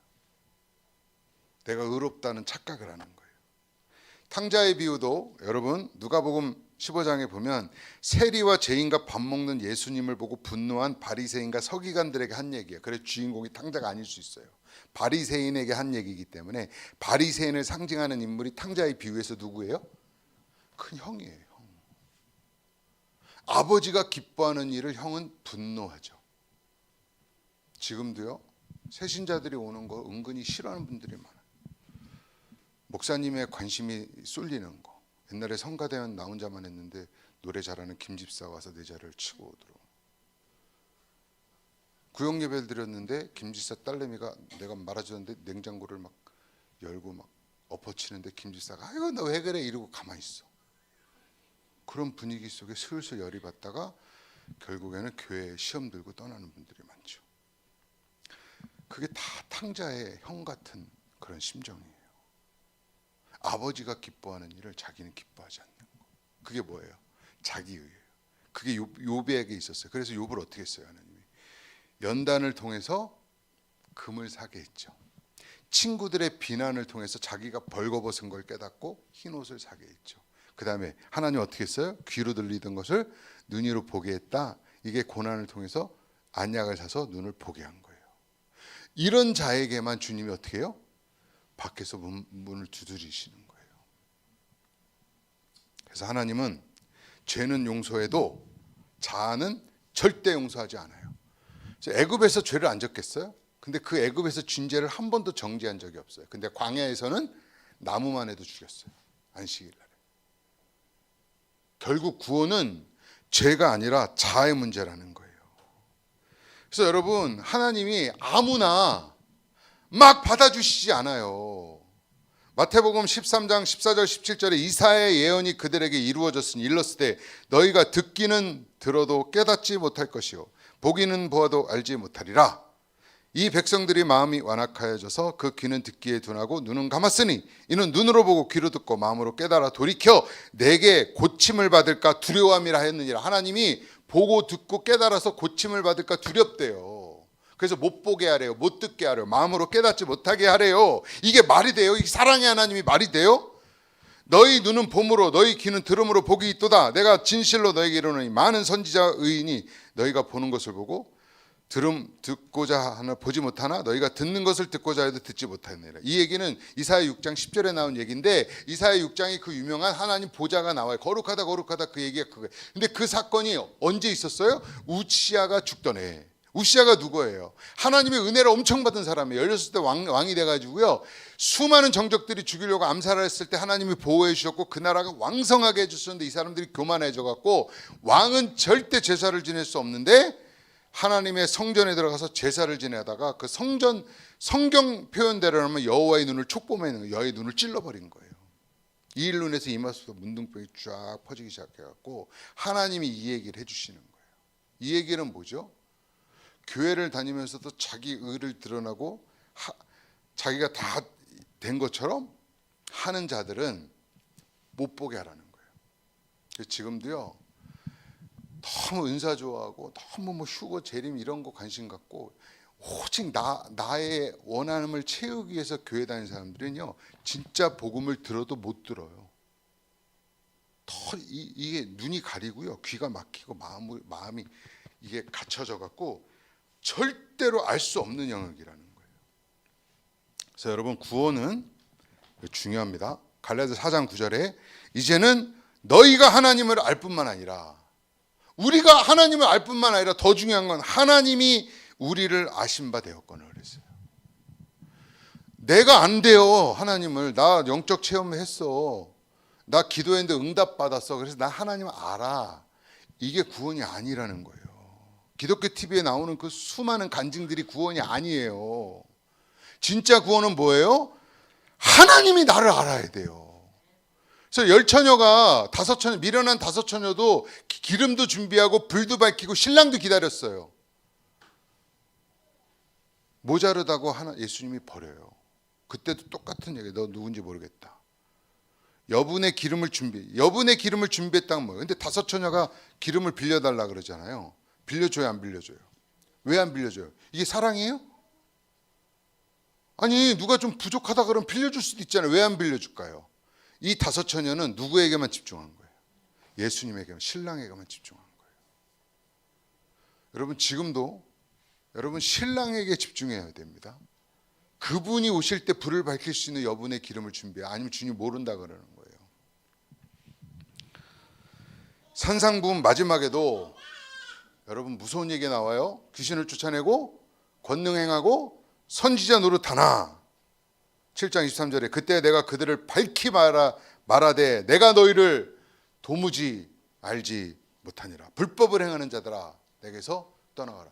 여러분 여기서 귀신 쫓아내고 권능 행하고 선지자 노릇 설교 잘하는 분 있으세요? 이거는 적어도 부흥사의 믿음이에요. 귀신 아무나 못 쫓아냅니다. 믿음 없으면 못 쫓아내요. 권능 아무나 한 번 평생 권능 행한 적 있어요? 막 기적 일으켜보고? 할렐루야. 이 믿음도 없는데 더 중요한 믿음. 근데 그 믿음으로도 불법을 행한 자 내게 떠나가래요. 우리 아들이 얼마 전에 그러더라고요. 주님은 너의 죄를 지적하지 않아. 우리 아들한테 그래. 22살인데 대학생이거든요. 너의 죄를 지적하지 않아. 너를 모른다고 해. 주님은 한 번도 너는 주인이 돼본 적이 없기 때문에 너를 주님이 모른다고 해. 너 이런 죄졌지, 너 이런 죄졌지. 주님은 그런 얘기를 안 해. 그냥 너 모른대. 그러니까 너는 처음부터 몰랐다는 거예요. 처음부터 주님이 한 번도 주인이 돼 본 적이 없어. 누가복음 13장에 보면 주님이 좁은 문으로 들어가라 그래요. 그러니까 제자들이 뭐라 그래요? 26절 27절에 주 앞에서 먹고 마셨으며 가르침도 받았나이다. 여러분, 주님과 함께 밥도 먹고 주님으로부터 가르침도 받으면 제자라고 생각하잖아요. 근데 주님 뭐라 그래요? 27절에 이야, 충격과 공포와 전율입니다. 나는 너희가 어디서부터 왔는지 알지 못하노라. 행악하는 자들아, 나를 떠나가라. 산상보훈의 제일 마지막에는 도무지 모르겠다 그러고 어디서부터 왔는지 모르겠다 그래요. 평생 은사사역하고 축기사역하고 성령사역하고 찬양사역하고 치유사역했던 내가 출애굽만 하면 구원받았다고 생각했던 제가 코로나 관계로 숨이 막히니까 가장 버들버들 떠는 내 모습을 보면서 느꼈던 감정이 이거예요. 내가 천국 앞에 갔는데 너 누구냐? 아까 플라시보라는 책 보면 하워드 피트만이라는 사람이 쓴 사람인데 이 사람이 경찰이 다니면서 사역자였어요. 얼마나 착하게 경찰질을 했는지 딱지를 끊으러 가면서도 하나님 저 사람이 죄를 용서해 주고 오늘 어쩔 수 없이 끊은 것 알게 해달라 이렇게 기도하면서 사람들이 정치하라 그랬어요. 근데 그 사람이 사고로 한 며칠 임사체험을 무의식 속에서 임사체험을 했는데 하나님이 모른 척 하더라는 거예요. 이때 이 사람이 충격을 받았어요. 가장 성실하고 착하게 종교적으로 살았는데 하나님 모른다 그러더라. 만약에 그 일이 여러분에게 일어난다면 어떠실까요? 별로 충격을 안 받으시는 것 같아요. 할렐루야.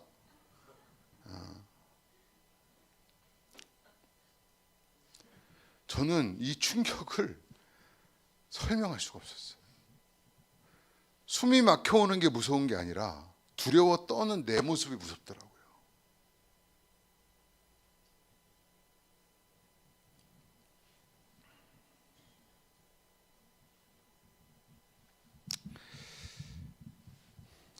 차대 마무리를 빨리 짓도록 하겠습니다. 제가 이 교회만 오면 이상하게 설교가 길어져요. 저 원래 설교를 이렇게 길게 못하는 체력도 안 되고요. 이상해요. 지식도 짧아가지고 말을 길게 못하는데 이상하게 이 교회만 오면 설교를 1시간 넘게 하네. 나 참 이상하네. 저도 이렇게 설교 길게 하는 주책 맞은 목사가 되기 싫어요. 짧게 끝내도록 하겠습니다. 그래서 회개는 이거 짧게 안 될 것 같은데 큰일이네. 죄를 회개하는 것보다 더 중요한 게 있습니다. 갈라디아서 3장 27절에 누구든지 그리스도에 합하기 위해 세례를 받은 자는 그리스도로 옷 입었느니라 그랬어요. 그러니까 입혀지는 거예요. 갈라디아서 3장 22절에 보면 예수 그리스도를 믿음으로가 아니에요. 목적격이 아니에요. 원어에서는 예수 그리스도의 믿음이에요. 이 얘기는 단어 한 대인데 완전히 뜻이 달라요. 내가 믿어서 되는 게 아니라 예수님의 믿음이 오는 거예요. 유다서 1장 3절에도 딜리버리라 그래요. 전달되어진 믿음이에요. 아까도 안오떼니 하늘로부터 힘입는 믿음이에요. 이게 중요해요. 그럼 어떤 자에게? 그래서 여러분이 미술 연습을 열심히 했어요. 그래서 고호를 그렸어요. 고호의 자아상을 똑같이 그렸어요. 한 몇 년을 연습해서. 그거 값어치 있어요? 없어요. 고호가 그려야 돼요. 내가 열심히 믿어서 되는 거는 그냥 값어치가 없어요. 예수님의 믿음이 와야 돼요. 근데 아무나 옷 입어야 돼요. 근데 옷 입는 걸 뭐라 그래요? 세례라 그래요. 세례를 영어로 베프티즘이잖아요. 세례는 씻는 게 아닙니다. 죽는 거예요. 무덤에 들어가서 죽는 거예요. 그러니까 예수님과 연합해 옷 입어야 돼요. 그래서 로마서 6장 3절 5절에 무릇 그리스도와 함께 합하여 세례를 받은 우리는 그의 죽으심과 연합하여 세례를 받은 줄 알미라. 여러분의 죽으심이 어떻게 증명됩니까? 누가복음 12장에 제자들이 결혼을 많이 하니까 자꾸 부부싸움을 하고 저한테 상담을 와요. 얼마 전에도 결혼한 친구가 도저히 못 살겠다는 거예요. 이런 여자인지 몰랐다는 거예요. 그래서 내가 급하게 쫓아갔어요. 그래서 뭐라 그랬냐? 성경에는 이혼이 조건이 두 가지가 있다. 하나는 바람을 피거나 하나는 신앙을 극도로 핍박하면. 그러지 않고 이혼을 하면 간음이다. 너희가 몰랐을 때 죄를 짓는 건 하나님의 용서를 받을 수 있지만 내가 얘기하고도 이렇게 이혼을 했다? 회개할 제사가 없다니 막 이렇게 협박을 했었어요. 갈등이 생기잖아요. 근데 보세요. 누가 보면 12장 49에 53절에 내가 불을 땅에 던지러 왔다는 거예요. 이 불이 어떠한 이미 붙었으면 내가 무엇을 원해? 그러니까 더 원할 것이 없을수록 만족할 만한 불이 있다는 거예요. 나의 받을 세례라. 그러니까 이 불이 불세례예요. 그럼 대부분 이렇게 하면 이 불세례를 뭘로 생각해요? 대부분은 성도님들이 특히 순복음 성도님들이 불세례로 생각하죠. 성령 세례. 성령 세례를 불세례로 알잖아요. 근데 성경을 보세요. 무슨 세례인지. 나는 받을 세례가 있으니 이것이 이루어지기까지 나의 답답함이 어떠하겠느냐. 내가 세상에 화평을 주려고 온 줄로 아느냐. 내가 너희에게 이르노니 아니라 분쟁을 주러 왔대요. 세례가 와야 되는데 불세례, 불을 던졌어요. 근데 그게 불세례예요. 근데 그 불세례가 뭐라면 분쟁의 세례라는 거예요. 그러면서 이어서 뭐라 그러냐. 한 집에 5사람이 있어 분쟁하되 셋이 둘이 셋과 하리니 아버지와 아들이 아들과 아버지와 어머니와 딸과 딸이 어머니와 시어머니와 며느리와 시어머니가 분쟁하리라. 똑같은 얘기가 마태복음 10장 34절에 나는 화평을 주러 온 게 아니라 검을 주러 왔다. 원수가 누구라고요? 자기 집안 식구라는 거예요. 그러면 이런 얘기를 들으면 그럼 집안이 개판되고 지옥돼야 되나? 이런 생각을 하지. 그게 아니라 가족을 통해서 여러분 한 사람이 진짜 은혜를 받으면 가족이 분쟁이 일어나고 분개가 되는 거 아시죠? 그거 아니래도 분쟁할 일이 할렐루야 많아요. 네, 너무 가치관이 안 맞고요. 살다 보면 시간이 지나면 지날수록 안 변하는 게 인간이라는 걸 알잖아요. 가정에서. 자식은 어때요? 왜 이런 분쟁을 주냐? 이거는 아까도 얘기했지만 그 사람의 문제가 아니에요. 그 사람이 십자가를 내가 지는 게 아니에요. 그 일을 통해서 내 안의 죄성이 드러나는 거예요. 갈등과 충돌을 통해서 분쟁을 통해서 불이 오는 거예요. 불이 와가지고 내 안에 속에 있는 자아가 태워지고 부서지기를 하나님 원하시는 거예요. 그러니까 구원이 아까 얘기한 죄가 아니라 자아의 문제라는 게 여기 나오는 거예요. 불세례는 성령 세례가 아니라 분쟁의 세례예요. 그래서 여러분 가족의 갈등이 있잖아요. 저 남편 도저히 이해 안 되는 짓을 해요 하잖아요. 이때가 회개의 기회를 이걸 믿으시기를 바랍니다. 내 자아가 깨지는 기회가 되는 거예요. 자식 새끼가 아무 말 안 들어. 하고 싶은 대로 하는 거예요. 저도 우리 딸 때문에 일주일 내내 눈이 부르트러 온 적이 있어요. 제가 울게 안 생겼잖아요. 자식 문제에 걸리니까요. 눈물이 멈추질 않더라고요. 일주일 내내 온 적이 있어요. 일주일 내내. 밤낮으로. 눈이 부르틀 정도로. 이거 어떻게 할 수가 없어요. 안 볼 수도 없고 자식 새끼니까. 근데 그때 걔 죄보다는요. 그렇게 키운 내 죄가 드러나더라고요. 그게 회개예요. 그게 회개. 내 안에 처절한 자기 절망하는 거.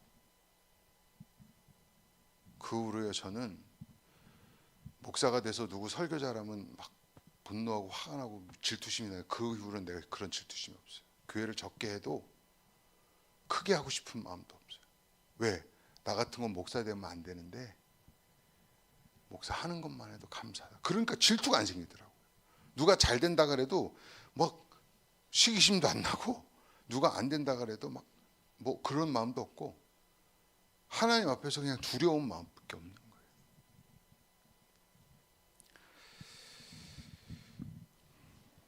결국 바울이 빌립보 3장에 한 얘기는 뭐냐면 육신을 신뢰하지 않고 다 모든 걸 뭐처럼 여긴다?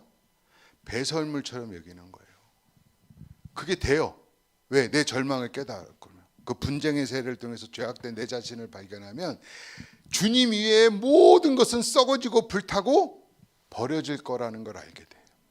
그래서 그 모든 것, 육체를 자랑할 수 있는 모든 것을 뭘로 여겨요? 여러분 똥 싸고 똥을 묵상한 사람 있어요? 색깔, 냄새 색깔 이거 이런 사람 없잖아요. 그 똥을 묵상한 사람 없잖아요. 그거는 시원하게 그냥 버리는, 물 내리는 순간 시원해져요. 바울은 그렇게 했다는 거예요. 세상 것은 다 배설물처럼 여겼다는 거예요. 쉽지는 않습니다. 고린도서 10장 2절에 육신을 따라 행하는 자는 견고한 진 모든 이론 하나님을 대적해 높아진 걸 못 이겨요. 이기기가 쉽지 않아요. 육신의 세력을 이기는 게 쉽지 않아요. 그런데 어떤 자가 이기냐? 고린도후서 6장 10장 6절에 너희의 복종이 온전하게 될 때 모든 복종하지 않는 것을 벌하라고 준비하고 있다는 거예요. 여러분이 온전히 복종함으로 복종하지 않는 것들을 심판하시려고 준비하신대요. 복종하면 누가 생각나요? 온전히 복종한 자 갈렙입니다. 신명기 1장 36절에 오직 여분네 아들 갈렙을 온전히 여호와께 순종하였으니 민수기 14장 24절에 그러나 내 종 갈렙은 그 마음이 그들과 달라서 온전히 따랐은즉. 갈렙은요 유다 지파의 대표였지만 히브리 사람이 아니었어요. 놀랍죠? 에돔 출신이에요. 그나스 사람이라고 성경에 나와요. 그나스. 갈렙이라는 뜻이 뭔지 아세요? 개예요. 유대인들은 절대 개라는 이름 안 줘요. 우리 자식 이름을 멍충이라고 지어요. 제 제자아이가 황씨인데 내가 이름을 당해라고 지어라. 아들 이름을 당해였더니 황당해요? 네, 농담으로 했지만 그렇게 짓는 사람 없잖아요. 개라고 졌어요. 이 사람은 히브리 사람이 아니에요. 근데 유다 지파의 지도자가 됐어요. 그 얘기는 뭐예요? 자신을 위해 산 적이 없어요. 자기 가정, 자기 안락, 자기 노후, 자기 행복, 이것을 위해서 산 적이 없기 때문에 자기 건강 챙기고 물질 챙기고 노후 챙기고 이러지 않고는 이방인이 리더가 될 수 없었어요. 그만큼 하나님을 어떻게 했다고요? 온전히 따른 거예요. 80이 돼서도 그 유명한 얘기 있잖아요. 이 산지를 내게 주소서. 이 얘기가 갈렙이에요. 80 넘은 노인이. 이 얘기는 뭐예요? 온전히 따른 거예요. 그 온전히 복종하는 자들을 통하여 복종하지 않는 자들의 심판을 준비하고 계시다는 거예요. 육신을 행하는 자는 우린 절대 이길 수 없습니다. 세상의 재벌을 어떻게 이겨요? 우리보다 IQ가 100 이상이 높은데 어떻게 이겨요? 세상에 수백 년 동안 세상의 부모로부터 기득권과 능력과 지혜를 받은 사람을 우리가 어떻게 이겨요? 바로를 어떻게 이기고 에서를 어떻게 이기고 아말렉을 어떻게 이겨요? 육신을 따르는, 그래서 성경은 견고한 진이라 그랬고 모든 이론이라 그랬고 하나님을 대적해 높아진 거라 그랬어요. 그 세력을 죽었다 깨나도 못 이겨요. 근데 어떤 자가 이겨요? 이방일지라도 하나님의 말씀 앞에 온전히 따르는 그 사람을 통해서 하나님이 복종하지 않는 자들을 심판하시려고 준비하신다는 거예요. 그러면 여러분이 갈렙이 되면 출애굽의 역사를 완성할 줄 믿습니다. 출애굽을 나왔는데요, 그 땅에 들어간 건 2명이에요. 여호수아, 호세아, 예수는 똑같은 이름이에요. 여호수아가 들어갔고요, 또 한 명이 갈렙이에요. 온전히 순종한 자를 통해서 하나님의 나라가 그 땅 가운데 세워지고 가나안 땅을 정복할 수 있는 기회를 얻게 된 거예요. 여러분, 지금도 저는 우리 최훈희 목사님한테 참 처음부터 정이 갔던 게, 제가 이쪽 옆에서 개척했었어요. 36살 때, 거의 18년 전에 저 진접에서 7년 하다가 떠났는데 목사님이 이쪽에 개척한다는 얘기를 들었어요. 근데 오늘 봤더니 나랑 비슷하게 생긴 거예요. 최 목사님 기분 나쁠지 모르겠지만, 그래서 내가 옛날에 실패했던 이곳에서 교회를 시작하는구나. 그래서 처음에는 사실 보지도 않았는데 기도가 되더라고요. 계속 기도를 했어요. 지금도 기도를 해요. 우리 교회는 망하더라도 이루어져요. 어떤 자들을 통해서요? 온전히 복종한 자들을 통해서 이 별의 땅을 가나안 땅으로 만들게 될 줄 믿습니다. 여러분, 주님은 그런 자들을 찾으세요. 그런 갈렙 같은 자들은 지금도 그런 자들을 통해서 복종하지 않는 자들의 심판을 준비하고 계시는 거예요. 이 땅에서 꼭 승리하시기를 예수님의 이름으로 축원드립니다.